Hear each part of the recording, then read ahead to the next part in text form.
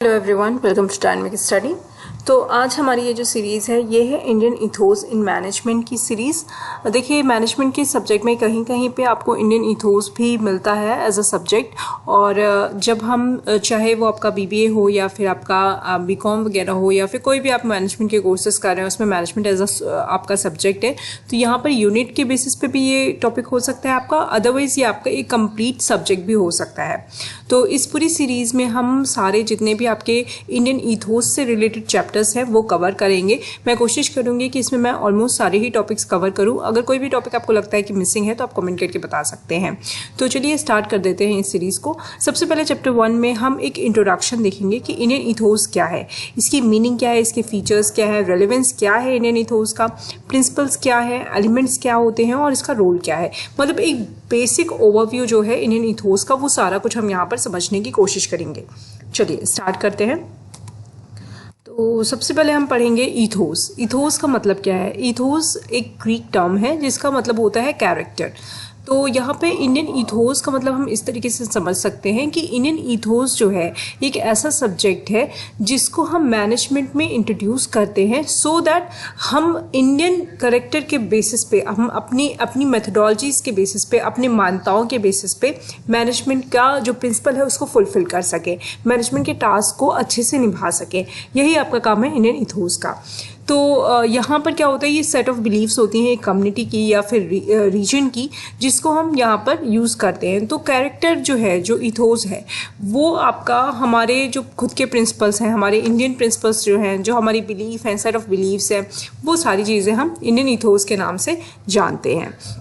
तो हम इसको इस तरीके से समझ सकते हैं कि इंडियन इथोस जो हैं वो इंडियन बिलीव्स हैं that guides the individual and we apply the same principle to the management so that we can solve the management problems by applying the Indian ethos to the management और into the management. तो features की अगर हम बात करें तो features में मैंने यहाँ पे आपको कुछ पॉइंट्स लिखे हैं। मैं पॉइंट्स को पढ़ती हूँ और उनको समझाने की कोशिश करती हूँ। सबसे पहले हम डिविनिटी ऑफ ऑल सोल्स की बात करते हैं।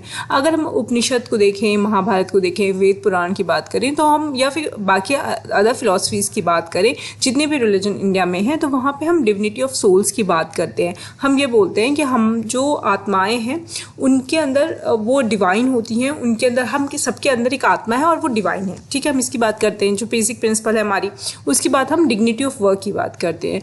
इसी तरीके से अगर हम आत्मा को डिवाइन मानते हैं तो हम वर्क, जो वो पर्सन जो काम करेगा उसकी भी डिग्निटी की बात करेंगे कि वो भी एक कार्य ऐसा होना चाहिए जो प्योर होना चाहिए, जो सही होना चाहिए, एथिकल होना चाहिए। इस तरीके की टर्मिनोलॉजीज भी हम इंडियन प्रिंसिपल्स में देख सकते हैं, इंडियन इथोस में देख सकते हैं। आनंद की हम बात करते हैं, मतलब हम ये मानते हैं कि हम जो भी कार्य कर रहे हैं, जो भी हम वर्क कर रहे हैं, उसमें हमें आनंद की प्राप्ति होनी चाहिए। इक्वानिमिटी की बात करते हैं, हम इक्वालिटी की बात करते हैं। हम जो भी कार्य करते हैं उसमें हमें उससे हमें जुड़ाव होना चाहिए, लगाव होना चाहिए। ये सारी चीज़ें भी हम बात करते हैं। उसके बाद हम कहते हैं कि नो योर सेल्फ। हम अपने आप को, मतलब अगर हम इंडियन इथोस की बात कर रहे हैं तो उसमें ये भी बोला जाता है कि हमें अपने आप को जानना ज़रूरी होता है, हमें अपनी कैपेबिलिटीज़ के बारे में नॉलेज होनी चाहिए। हम वर्क कल्चर को फॉलो करने की बात करते हैं और इसके साथ साथ यूनिक वर्क कल्चर की भी बात करते हैं। मतलब हर एक कंपनी का अपना एक यूनिक वर्क कल्चर होता है, ये हमें पता है। इसी तरीके से इंडियन फिलॉसफीज़ की अगर आप बात करें तो इंडियन इथोस में भी यही कहा गया है कि वर्क कल्चर जो होता है वो यूनिक होना चाहिए। उसके बाद वसुधैव कुटुंबकम, ये तो बहुत ही कॉमन टर्म है जो आपको पता है कि ये भी ऑल ओवर वर्ल्ड इसको एक्सेप्ट किया गया है, इसको हमारे वर्क कल्चर में यूज़ किया गया है। उसके बाद हम बात करते हैं होलिस्टिक अप्रोच ऑफ मैनेजमेंट की। हम ये मानते हैं कि मैनेजमेंट को हम एज अ होल पढ़ते हैं। हम ये मान के चलते हैं कि मैनेजमेंट जो है वो सिस्टम है and that system which depends on the sub system which depends on it's सब सिस्टम। तो इसलिए मैनेजमेंट को हम ये भी मानते हैं कि ये एक ऐसा सिस्टम है जो कि अपने सब सिस्टम्स पे बेस्ड होता है और अगर हम चाहते हैं कि इसकी फंक्शनैलिटी चलती रहे तो हमें सब सिस्टम्स पे भी ध्यान देना होता है। तो अभी मैं आपको सिर्फ और सिर्फ एक इंट्रो बता रही हूँ। डिटेल में हम इसको जैसे जैसे इन चैप्टर्स को करेंगे वैसे वैसे हम डिटेल में इनको स्टडी करेंगे। अब इसके बाद अगर हम बात करें कि क्या रेलेवेंस है, क्या नीड है इस इंडियन इथोस को पढ़ने की, क्या रिक्विजिट्स है, तो सबसे पहले हमें ये समझना होता है कि देखिए कोई भी फिलॉसफी अगर हम किसी भी सब्जेक्ट में यूज़ करते हैं तो उन फिलॉसफी की जो बेसिक एसेंस है उनके बेसिस पे ही हम उस जो वो सब्जेक्ट है उसको स्टडी करेंगे। तो वहीं बेसिक जो एसेंस होती है उसी से नीड निकल के आती है, उसी से उसका रेलेवेंस निकल के आता है। तो अगर हम नीड और रेलेवेंस की बात करें तो सबसे पहले तो वैल्यू बेस्ड मैनेजमेंट हमें पढ़ने को मिलता है। मैनेजमेंट में भी हम उसकी एक जो उसका सार है वो हम समझ पाते हैं, उसकी क्या वैल्यू है वो हम समझ पाते हैं। फिर सेल्फ डेवलपमेंट में काम करता है इथोस की अगर हम बात करेंगे तो इसमें बताया जाता है इंडियन इथोस में कि किस तरीके से आपको स्ट्रेस मैनेजमेंट करना है, किस तरीके से कॉन्फ्लिक्ट्स को दूर करना है। तो इस तरीके से पर्सन की सेल्फ डेवलपमेंट भी होती है और उसके साथ साथ जो मैनेजर है उसकी भी सेल्फ डेवलपमेंट होती है। तो अगर हम किसी मैनेजर को लीडर बनाना चाहते हैं, कोई हम किसी पर्टिकुलर चाहते हैं कि हमारे ऑर्गेनाइजेशन में और ज़्यादा अच्छा वर्क कल्चर हो, तो इंडियन इथोस पढ़ना ज़रूरी है। उसके बाद आपकी सेल्फ मैनेजमेंट होता है। यहाँ पे कोई पर्सन है, कोई एम्प्लॉय है, वो कैसे अपने आप को एज अ पर्सन किस तरीके से अपनी चीज़ों को लेकर चले, किस तरीके से उसकी पर्सनैलिटी डेवलप हो, किस तरीके से खुद को सेल्फ मैनेज करे with in the work culture, with in the society, with in the community he is living in, with in the company he is surviving with. तो इस तरीके से सेल्फ मैनेजमेंट भी यहाँ पर हेल्प करता है। उसके बाद आपका आता है स्ट्रेस मैनेजमेंट। देखिए, अगर हम वर्क कल्चर की बात करें या फिर हम प्रोफेशनल पर्सनल लाइफ की बात करें तो वहाँ पे स्ट्रेस जनरेट होना ये है ही, ये part and parcel of work है। तो वो स्ट्रेस मैनेजमेंट भी आपका इन्हें इथोस हेल्प करता है। उसके बाद बात आती है सोशल सेंसिटिविटी की। सोशल सेंसिटिविटी, हमारी जो सोसाइटी है वो किस तरीके से वर्क करती है, क्या उसके नॉर्म्स हैं, क्या उसका कल्चर है, क्या उसके डिसिप्लिन्स हैं, ये सारी चीज़ें भी हमें इंडियन इथोस से बहुत ज़्यादा हेल्प मिलती है इनको समझने में, इनमें फिट होने में, उन सोसाइटी का बैलेंस फॉर्म करने में। ह्यूमनाइजिंग द ऑर्गेनाइजेशन की अगर हम बात करें तो अक्सर ऐसा हो जाता है कि कभी कभी चीज़ें बहुत ज़्यादा इनह्यूमन हो जाती हैं या आप कह सकते हैं बहुत ही मैकेनिकल हो जाती हैं। सिर्फ काम करना, ऑफिस आना, काम करना, घर जाना, उसके बाद पैसे लेना, मतलब ये बहुत ही ज़्यादा एक तरीके से देखा जाए तो बहुत ही मैकेनिकल थिंग बनती जाती है। तो वहाँ ऑर्गेनाइजेशन में ह्यूमनाइजेशन हो, चीज़ों को और ज़्यादा लोग फील कर पाएँ या उससे कनेक्ट कर पाएँ, इसलिए भी ज़रूरी है कि हम इंडियन इथोस को प्रैक्टिस करें। इसके बाद आपका आता है, अब यहाँ पे सोचेंगे कि कैसे इंडियन इथोस हेल्प करेगा। तो हम जैसे जैसे पढ़ेंगे वैसे वैसे हमें समझ में आएगा कि किस तरीके से ऑर्गेनाइजेशन के अंदर इंडियन इथोस की value system and Indian ethos की जो बिलीफ है वो हेल्प कर सकती है या करती है। बहुत सारे ऐसे ऑर्गेनाइजेशन हैं जो ये अडॉप्ट भी करते हैं और बहुत ज़्यादा ऐसा है कि एज अ पर्सन भी इसको अडॉप्ट किया जा सकता है। आप एक अगर सक्सेसफुल मैनेजर बनना चाहते हैं तो आप अपने मैनेजमेंट में भी अपने मैनेजमेंट तरीके में, अपने मैनेजमेंट के स्टाइल में इसको यूज़ कर सकते हैं। ठीक है, अगर आप बड़े बड़े मैनेजर्स की बात करें तो वो भी अपने स्टाइल्स में इनको यूज़ करते हैं, उसके बाद ही वो सक्सेसफुल मैनेजर बन पाते हैं। इसके बाद आपका आता है सेल्फ इंट्रोस्पेक्शन कि जो ये देखिए कोई भी पर्सन है वो उसका time to time self introspection बहुत ज़रूरी हो जाता है जब वो वर्क करता है। तो यहाँ पर इंडियन इथोस के वैल्यू सिस्टम की वजह से वो सेल्फ इंट्रोस्पेक्शन भी बहुत अच्छा हो पाता है। मतलब वो रिलेट कर पाता है कि क्या मैं जो काम कर रहा हूँ वो सही कर रहा हूँ या नहीं कर रहा हूँ, जो मेरे बिलीफ सिस्टम है उससे अलाइन करते हैं या नहीं करते। तो सेल्फ इंट्रोस्पेक्शन में भी ये हेल्प करता है। ब्रेन स्टिलिंग, इंट्यूशन, ये सारी चीज़ें ऐसी है जिसमें आपका इंडियन इथोस सिस्टम हेल्प करता है। जैसे कि आपका किसी चीज़ को लेकर आपने कोई मन बना लिया है या आपका इंट्यूशन कुछ बोल रहा है, ये सारी चीज़ों में भी आपका वैल्यू सिस्टम हेल्प करता है। अब इसकी वजह अगर हम देखिए ऐसा नहीं है कि इंडियन इथोस जो है वो सिर्फ इंडियन कंपनीज़ पे ही अप्लाई होता है। बहुत सारे ऐसी कंपनीज़ हैं, अगर आप गूगल करें तो वहाँ पर भी इंडियन इथोस की बात की जाती है। जैसे हम वसुधैव कुटुंबकम की बात कर रहे हैं, तो अगर हम देखें तो आज के टाइम पे ये जो टॉपिक है ये बहुत ज़्यादा रेलेवेंट है, क्योंकि यहाँ पर क्या है कि कोई भी कंपनी जो है वो एक ही कंट्री में नहीं काम कर रही है, वो एक से ज़्यादा कंट्रीज़ में काम कर रही है, मल्टीनेशनल्स हैं।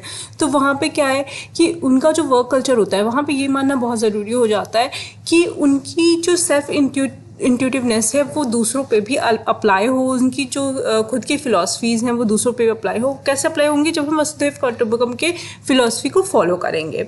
तो ये आपका यहाँ पर बनता है। इसी तरीके से ब्रेन स्टिलिंग की अगर हम बात करें तो वहाँ पे भी अगर आप किसी भी तरीके का सेल्फ इंट्रोस्पेक्शन कर रहे हैं, आप ब्रेन मगिंग अप कर रहे हैं, आप अपने ब्रेन को और ज़्यादा हेल्प कर रहे हैं, ये कोशिश कर रहे हैं कि आपका काम बेटर हो, तो इन सारी चीज़ों में भी आपका बहुत ज़्यादा ज़रूरी होता है कि आप किसी फिलॉसफी को फॉलो करें। विदाउट एनी बिलीफ सिस्टम आप नहीं समझ सकते हैं कि किस तरीके से आपको अपने दिमाग को स्थिर करना है, किस तरीके से अपने दिमाग को सही रास्ते पर लेकर आना है।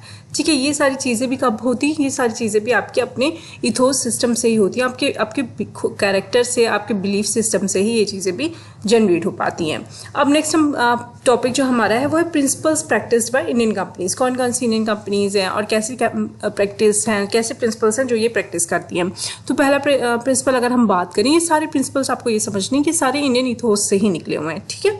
तो यहाँ पे अगर हम प्रिंसिपल्स की बात करें तो पहला आता है ऑनेस्टी। ऑनेस्टी हमारे बहुत सारे जो ग्रंथ हैं, जो बुक्स हैं, जो हमारी होली बुक्स हैं, उनमें ऑनेस्टी को हमेशा बोला गया कि हमेशा हमें सही कार्य करना चाहिए, सत्य के ऊपर बेस्ड होना चाहिए हमारी चीज़ें। तो वहाँ पे हमारी ऑनेस्टी, हमारी जो पहला जो हमारा वैल्यू है वो जनरेट होता है, वो आता है। उसके बाद हम बात करते हैं ट्रांसपेरेंसी की। ट्रांसपेरेंसी कैसे? ट्रांसपेरेंसी का मतलब हुआ कि आप जो भी कर रहे हैं, आपकी कंपनी जो भी कर रही है, उसमें कोई भी चीज़ छुपी नहीं होनी चाहिए एम्प्लॉयज़ के लिए। एम्प्लॉयज़ को पता होना चाहिए कि हम कोई गलत काम नहीं कर रहे हैं, हम कोई इनलीगल काम नहीं कर रहे हैं। प्रॉपर ट्रांसपेरेंसी होनी चाहिए प्रोसेस में, वर्क कल्चर में ट्रांसपेरेंसी का होना बहुत ज़रूरी होता है। फिर आपका आता है अकाउंटेबिलिटी एंड रिस्पॉन्सिबिलिटी। अगर आप किसी को अकाउंटेबिलिटी देते हैं, किसी को रिस्पॉन्सिबिलिटी देते हैं, तो उसमें कैसे काम होगा, उसमें किस तरीके से इंडियन इथोस लगाते हैं, ये सारी चीज़ें भी इंडियन कंपनीज फॉलो करती हैं। इक्वल ट्रीटमेंट, हमारे जितने भी बुक्स हैं उसमें ऐसा बोला गया है कि हमें इक्वल ट्रीटमेंट देना चाहिए, चीज़ों को डिवाइड नहीं करना चाहिए, प्रॉपर हार्मोनी होनी चाहिए, वहाँ पे फेयरनेस होना चाहिए, इंटेग्रिटी होना चाहिए, डिग्निटी ऑफ वर्क होना चाहिए, होलिस्टिक अप्रोच हमें फॉलो करना चाहिए, कोऑपरेशन। ये सारी जो प्रैक्टिसेस हैं, ये सारी इंडियन कंपनीज जो हैं ये प्रैक्टिस करती हैं और ये प्रिंसिपल्स हमारे इंडियन इथोस से ही निकलते हैं।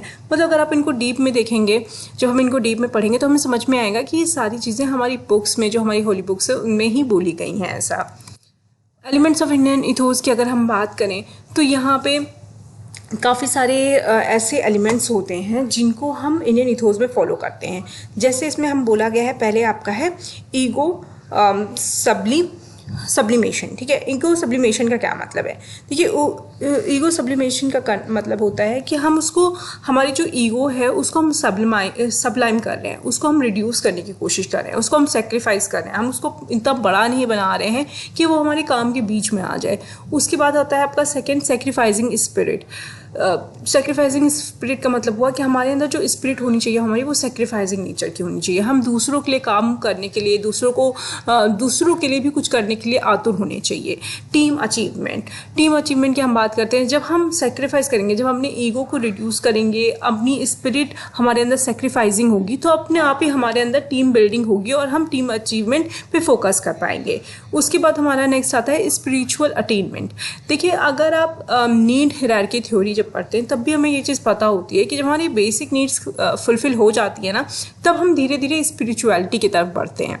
जैसे एज अ पर्सन अगर आप देखिए कि एक टाइम आता है जब आप सोचते हैं कि अब हमें भगवान की तरफ ध्यान देना है या हमें अपने अंदर स्पिरिचुअल चीज़ें डेवलप करनी है, वो कुछ भी हो सकता है, तो वो भी अटेन करना। तो उससे क्या होता है, माइंड काम होता है इंसान का, वो बेटर वर्क कर पाता है, वो इधर उधर की बातें उसके माइंड से जल्दी निकल पाती हैं। ये सारी चीज़ें एलिमेंट्स हैं इंडियन इथोस के। उसके बाद सेल्फ कंट्रोल प्रैक्टिस करना। कोई चीज़ ऐसी है जो कि आपका मन तो है, जैसे मान लीजिए कोई चीज़ आप देखा आपने शॉप में, आप खाने की चीज़ का एग्जाम्पल ले लीजिए, आपका मन कर रहा है कि हाँ मुझे खाना है, लेकिन उसके बाद भी आप नहीं खा सकते, may be you are on diet और may be you don't want to eat it.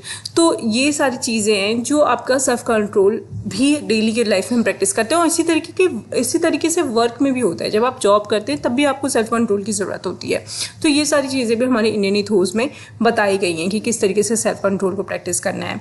Concept of duty, अगर आपको ड्यूटी दी गई है तो उस ड्यूटी को आपको कैसे निभाना है, उस कार्य को आपको कैसे करना है। एल्डिंग रेदर देन डोमिनेटिंग, हमें किसी भी काम से हमें डोमिनेट करने से बेटर है कि हम उससे निष्कर्ष निकालें, उससे कुछ पाएं, उससे हमें कुछ मिले, ठीक है, रेदर देन डोमिनेटिंग। उसके बाद आपका आता है respect and search for truth. ये सारी चीज़ें जो हैं ये इंडियन इथोस के एलिमेंट्स हैं। तो role of Indian ethos in management की अगर हम बात करें तो कहाँ कहाँ पे इंडियन इथोस काम होता है, इंडियन इथोस का क्या क्या काम है, कहाँ कहाँ पे ये यूज़ होता है।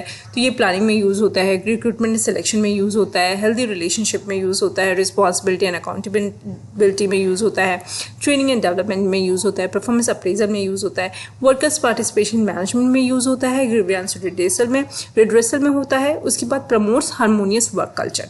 देखिए, सबसे ज़्यादा अगर हम बात करें तो इंडियन इथोस का सबसे ज़्यादा जो यूज़ है वो है स्टाफ से रिलेटेड, मतलब स्टाफिंग में, यानी कि ह्यूमन रिसोर्स में। ह्यूमन रिसोर्स की अगर हम बात करेंगे तो अगर आप इंडियन इथोस को अच्छे से यूज़ करेंगे तो ह्यूमन रिसोर्स के सारे एस्पेक्ट्स आप बहुत अच्छे से कर पाएंगे। ठीक है, ये आपके इंडियन इथोस के रोल है। तो अगर आप रोल को और ज़्यादा डिटेल में जानना चाहते हैं तो जब हम इसको डिटेल में पढ़ेंगे तब हमें समझ पाएंगे। एक ओवरव्यू आज हम ले रहे हैं। ठीक है, तो ये सारे टॉपिक हैं आपके। आई होप ये सारी चीज़ें क्लियर होंगी, क्या रोल है इंडियन इथोस का, और कैसे कैसे जैसे जैसे हम पढ़ते जाएंगे वैसे वैसे हम एक एक मतलब कोड्स वगैरह पढ़ेंगे, कहाँ से क्या चीज़ ली गई है, उसको किस तरीके से अप्लाई किया जाता है। हम प्रैक्टिकल चीज़ें भी यहाँ पे काफ़ी कुछ पढ़ेंगे। तो अगर आपका ये टॉपिक है, ये सब्जेक्ट है आपके एग्ज़ाम का, या फिर आपके जो आप पढ़ रहे हैं, जो आपका कोर्स है उसमें है सब्जेक्ट, तो आप मुझे बताइएगा कि और कौन से टॉपिक से रिलेटेड आप कवर करना चाहते हैं। Thank you so much, keep on watching and keep on learning.